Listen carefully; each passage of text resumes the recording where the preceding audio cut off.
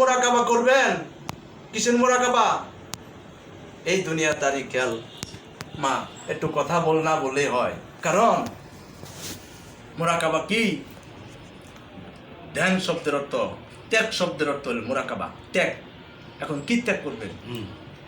ত্যাগ শব্দের অর্থ হলো মুরাকাবা, ত্যাগ শব্দের অর্থ হলো ধ্যান, ত্যাগ শব্দের অর্থ হলো মুরাকাবা, ধ্যান শব্দের অর্থ হলো সাধন বস্তু হাজির করা। সাধন বস্তু হাজির করা কিসের জন্য না? আল্লাহ বলছে কি ত্যাগ করো। আমরা রোজার মাসে কি ত্যাগ করি? সারাদিনের জন্য খানা ত্যাগ করি। খানা ত্যাগ করি না? তাহলে আমরা রোজা হবো? এখন মুরাকাবা যদি আমরা ত্যাগ না করি তাহলে কি আমাদের মুরাকাবা হবে? কি ত্যাগ করতে কইছে? কি ত্যাগ করতে কইছে? ওই যে সেগুন কাঠের খাট, ম্যাট্রিসের উপরে আবার আরেকটা কম তুষক, এমন আরামের বিছানা করছ, ঘুমাইয়া গেছ, কখন শুভে সাদেক হয়, কখন আল্লাহর রহমতের সময় হয়ে যায়, রাত্র গভীর হয়ে যায়, কোনো কিছুই টের পাইলাম না। ওই আরামের ম্যাট্রেসের মধ্যে ঘুমাইয়া আমার সারা রাত কেটে গেল, সকাল 10টা হয়ে গেল, আমার ঘুম ভাঙলো, কিন্তু কখন কখন আমার শুভে সাদেক চলে যায়, কখন আমার রহমতের সময় চলে যায়, আমি কিছুই টের পাইলাম না। তাই মুরাকাবা করবো কি? তাই বলছে কিছুক্ষণ সময় তোমার যদি আরামের বিছানায় থাকে, তুমি কিছুক্ষণ সময় আরামের বিছানা ত্যাগ করে ওই যাই নামাজটা বিছায়া ওযু করে তুমি কি করো? তোমার স্রষ্টার নামে কিছুক্ষণ সময় মুরাকাবার হালতে বসে যাও। কার শিক্ষা? ওলি আল্লাহদের শিক্ষা। মুরাকাবা করো, মুশাহাদা করো, তাহলে তুমি কি পাই যাবা? একটা কিছু সন্ধান পাই যাবা। মুরাকাবা শব্দের অর্থ হইল ধ্যান করা। কি আসে? আলো। আলো শব্দের অর্থ কি? নূর। আইছে ও আমার মা বোনেরা, আমি একটা কথা বলি, আইছে এই জিনিসটা কি?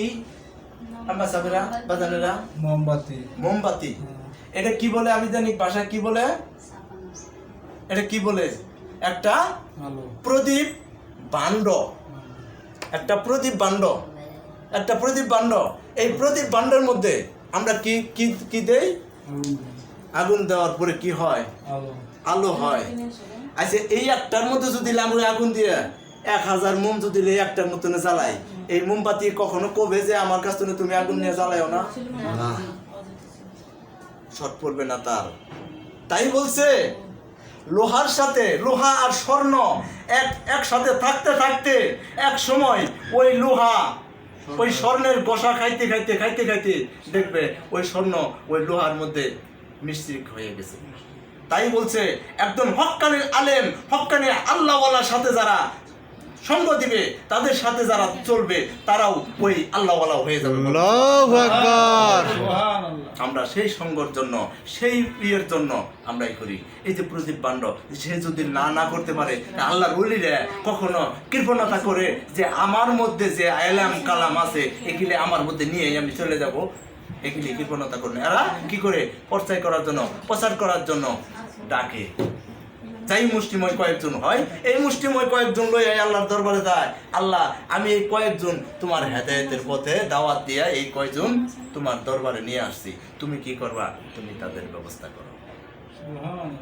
যে ব্যক্তি জান্নাতি হয় তাকে বলে আল্লাহ পাক রব্বুল আলামিন, তুমিও তো, তুমি যে জান্নাতি হইছ, তোমারও তো জান্নাতে আরো নেওয়ার জন্য তোমার আমি পারমিশন দিয়ে দিছি, আমি আল্লাহ তোমারে পারমিশন দিয়ে দিছি। সুবহানাল্লাহ কইবেন না? সুবহানাল্লাহ।